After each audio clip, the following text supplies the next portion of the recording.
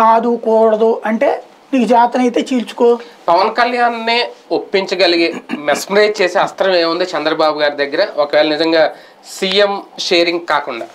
పెద్ద ఆయన ముందు అంతే, ఈయనకి తను గెలవలేనన్న భయం, ఆయన నేను గెలిపిస్తానన్న భయం.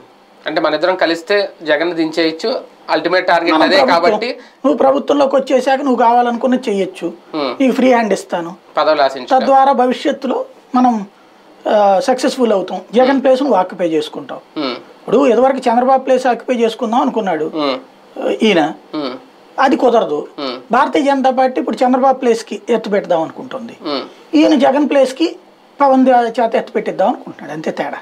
కానీ మేజర్ సామాజిక వర్గాలు రెండు పార్టీల నుంచి చూసుకుంటే షేరింగ్ ఇస్తే కనుక కమ్మ సామాజిక వర్గం యాక్సెప్ట్ చేయదు, తెలుగుదేశం పార్టీకి దూరం అవుతుందేమో అని అలాగనే ఎటువంటి రాజ్యాధికారం లేకుండా పదవులు ఆశించకుండా అతి తక్కువ సీట్లతో పొత్తు పెట్టేసుకుంటే కాపు సామాజిక వర్గం జనసేనకి దూరం అవుతుందేమో. ఏదైనా వెరీ సింపుల్ లాజిక్ అండి. కమ్మ సామాజిక వర్గం పవన్ కళ్యాణ్ ని యాక్సెప్ట్ చెయ్యదు మీరు అన్నట్టు, కానీ ఇప్పుడు బాబే మళ్ళీ రాకపోతే మన బ్రతికేది అనుకున్నప్పుడు ఎందుకు యాక్సెప్ట్ చేయరు? సచ్చినట్టు యాక్సెప్ట్ చేస్తారు.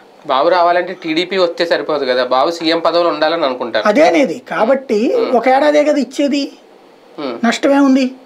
4 ఏళ్ళు మనం ఉన్నప్పుడు తర్వాత పవన్ ని తొక్కచ్చు. నిజంగా ఆ పరిస్థితి వస్తే అది పీక్స్ ఒక రకంగా లాస్ట్ ఒప్పుకుంటారే కానీ ఫస్ట్ ఒప్పుకుంటారు. వాళ్ళు ఎవరండి ఒప్పుకోవడానికి? ఎంత ముందే వాళ్ళని అడిగి చేసాడేంది ఈయన?